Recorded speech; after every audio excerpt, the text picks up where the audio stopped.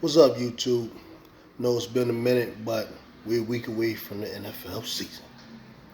Philadelphia Eagles and cut the roster down to 53 men. So as the other teams. I want to give my quick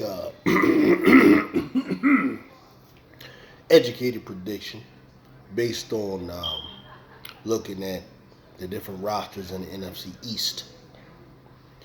Peeking at the different schedules of the teams in the NFC East and giving my predictions for how this thing is going to go down.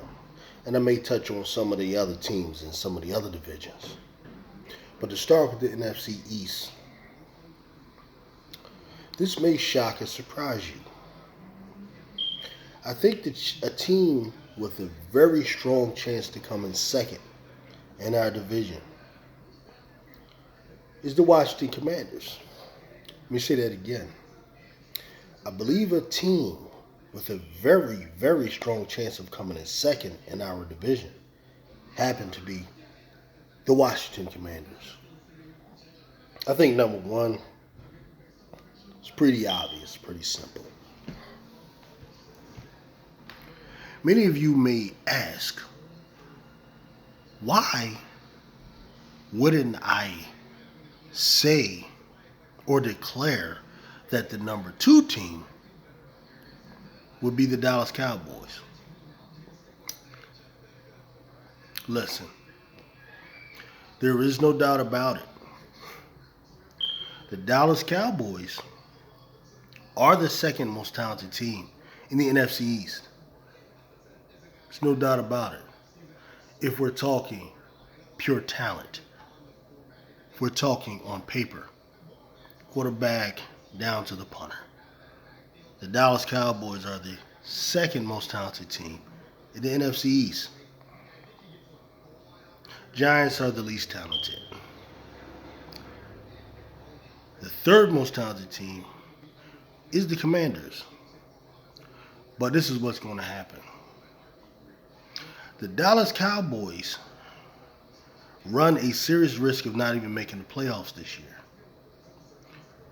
because of that gauntlet of a schedule that they have. The Philadelphia Eagles and the Dallas Cowboys were both given gauntlets after having easy schedules last year. Dallas is being on paper a little bit tougher, but as it turned out, in reality, it wasn't, because I think they were given Cincinnati and they were given the Rams. So looking at the schedule, and Tampa Bay. So looking at the schedule early on, it looked tough, like a first place schedule. When in reality, it wasn't tough because the Rams were depleted. Tampa Bay was nothing compared to what it once was. Nothing compared to what it once was, even though they still lost that game because Dak, I believe, got hurt. They were supposed to suffer, according to everyone, early in that year. But we found out that the Bengals were still coming off of a hangover from being in the Super Bowl the previous year.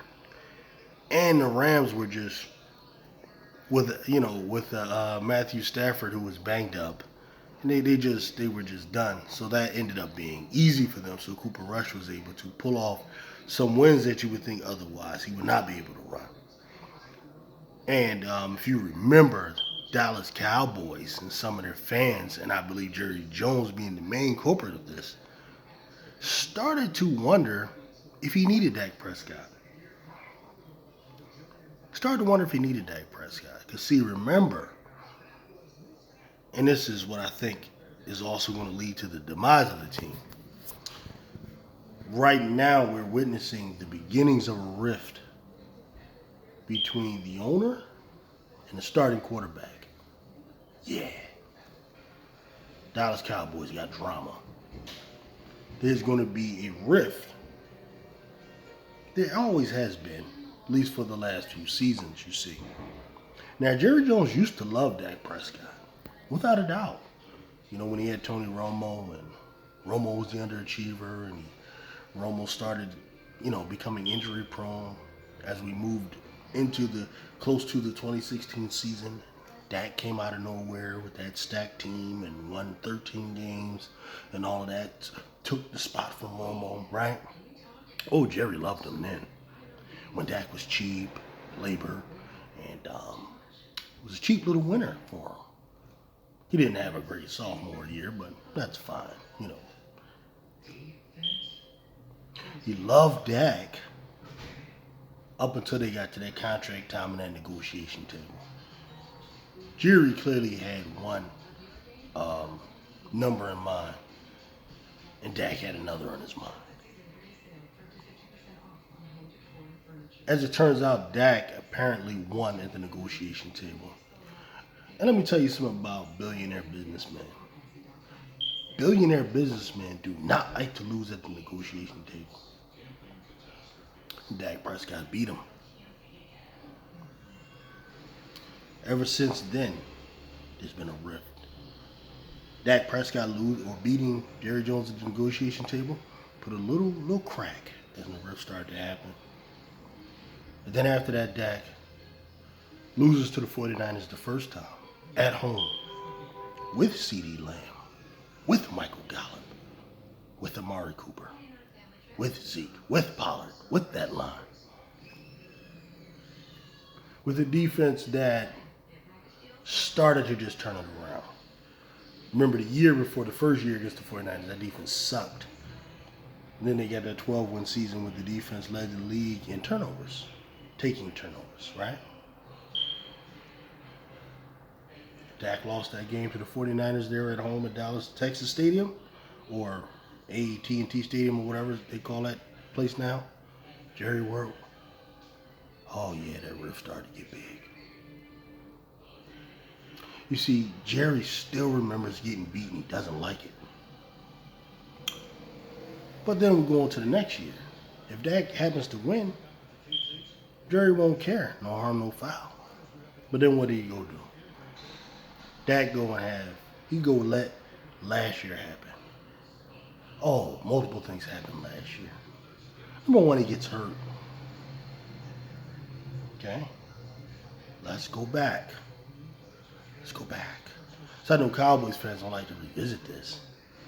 But if you remember, I believe it was week 6, Dallas versus Philly in Philadelphia. Cooper Rush set to start. However, if you recall, Dak Prescott was starting to heal up. And it was being put out there. Dak Prescott may make his return to play. Dak Prescott was not allowed to play in that game. He was supposed to play in that Philly game, and I believe he absolutely could have played in the Eagles game. But if you remember, Cooper Rush was 4-0. On fire. Objective people knew that, it was mostly a running game, and Cooper Rush did enough to not lose. Played well, especially against the Giants and so on, right? And they were winning. They were 4-0. Dak wasn't allowed to play. Why? Was it because he was really hurt? Or was it Jerry's curiosity? You think Jerry was curious to see whether or not Cooper Rush could beat the Eagles? Because if Cooper Rush beats the Philadelphia Eagles and is good enough to win the division, what happens with this billionaire Eagle maniac is that he can leverage that against Dak Prescott. But lo and behold, unfortunately, Cooper Rush and the Cowboys were not able to defeat the Philadelphia Eagles in Philadelphia there, week 6. Dallas lost. So we saw the return of Dak Prescott the next week. But you see the rift happening. You see the rift. Dak Prescott goes on to play 12 games that year and lead the NFL in interceptions. Now, you see me, I've watched a lot of football for a lot of years, and for me, the interceptions are not the biggest thing in the world. Just throwing them. I've watched Brett Favre throw 6 interceptions in a game.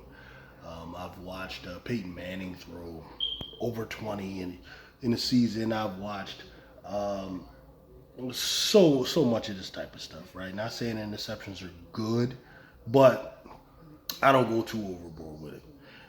But why Dak's interceptions were so bad and so horrific is the times that the interceptions come about and how they come about. They come about in situations like in Jacksonville when the Dallas Cowboys were set right there to defeat the Philadelphia Eagles.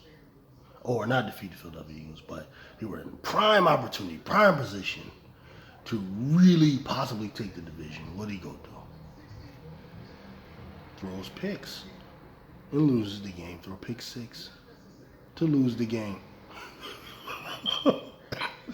Right? There's other times, but let's go to the 49er game. Throwing picks, failing to put together a good drive at the end of the game. You got the ball at the end of the game, the money down. And I mean, it can happen, but if you one of those guys that's getting over $40 million and $70 million guaranteed or whatever the hell his contract is, you can't just do this year after year, fall short. Now, this is something we all know, not to rehash it, but what we're talking about here is the problems that are between Jerry and Dak. And the other thing that happened to Dak was Jalen Hurts was able to lead the Philadelphia Eagles to not only supremacy in the division, but once he got to the playoffs, all the way to the Super Bowl.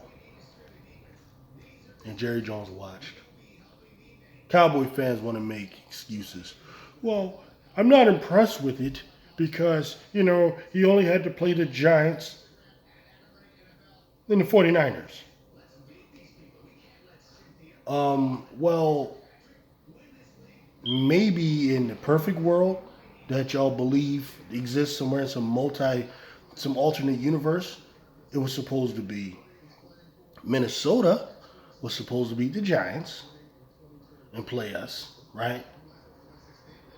But they lost. Where is that the Eagles' fault?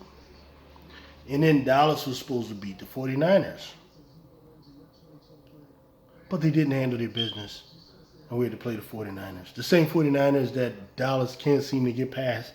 The puzzle of Kyle Shanahan's offense and all of this, they can't seem to figure out. It's just too much for them. Even though they're supposed to get Dan Quinn and all of this. They lose. So we got to take care of them. Oh, well, they play without a quarterback. No.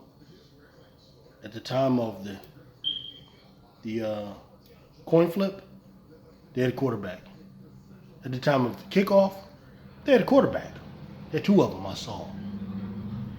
Once the game starts, you can lose running backs, you can lose quarterbacks, you can lose offensive line, you can lose anything. And what happened was my defensive end, Hassan Reddick, doing his job, hit the quarterback like he's supposed to. That's his job to rush the passer. If you have a quarterback that isn't durable, like little Brock Purdy, gets put out, that's called football, fellas. That's called football, ladies and gentlemen. It's not called an easy ride or anything like that. That's called football. Okay? That's what it's called. And for all you 49er fans who just maybe watching and can't get over it, I don't recall anyone crying for the Philadelphia Eagles fan base or the Philadelphia Eagles when Carson Wentz got to the Super Bowl or got to the playoffs, in 2019 and was taken out by Jadeveon Clowney on a dirty hit, I might add, during his first drive. I don't recall anyone saying, well, the Seahawks were able to get past an Eagles team without Carson Wentz. I don't recall that. I recall actually us losing Carson Wentz before for a season and winning Super Bowl with Nick Foles. So no, we're not the fan base for all those type of excuses and all of that. We're not the right guys to come to with that. Okay? Get it done. It's your job. We're not the ones to come to with that stuff. Okay? But this is what's happening. And why do you believe I say that Jalen Hurts is significant to the Jerry Jones thing? Well, it's because Jerry Jones is bringing up Jalen Hurts. A couple of times. Last season, I recall, he brought up how Jalen Hurts is getting good, getting better. This year, he got the nerve to say he would have drafted Jalen Hurts.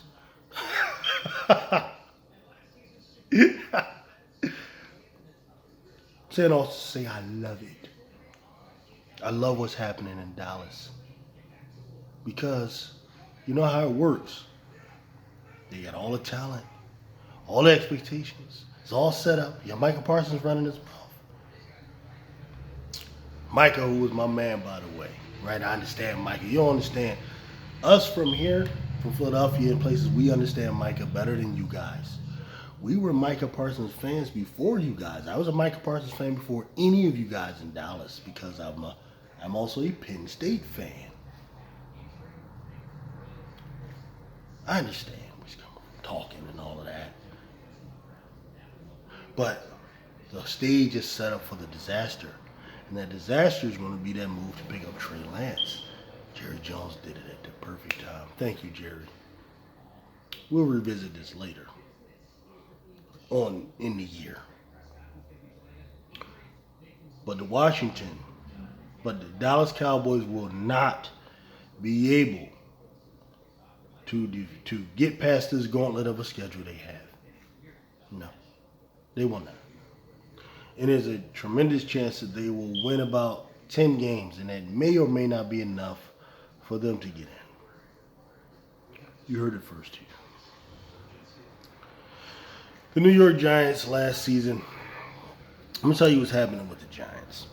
Okay, Giants had a good year, but there's no way they're going to make it back to the playoffs this year. Okay, number one, 3 teams from the NFC East are not going to get in, again like last year. Okay. And the Giants, beginning of the schedule is brutal. The majority of it is on the road, on the road, and they just have not stacked the team sufficiently to deal with it. And in their situation, they have their own problems. They have contract issues with their best player, Saquon Barkley, and the ownership. Right? These guys are in denial that you need a running back, and then running backs are, important. No, for what you guys do, you need a running back. Yeah, believe that. And pretty bad. That's going to be ugly. Giants will be in 4th place. Dallas will be in 3rd place. Washington Commanders will be in 2nd place. And in 1st place will be you and my Philadelphia Eagles. We'll be in 1st place. All right? Peace.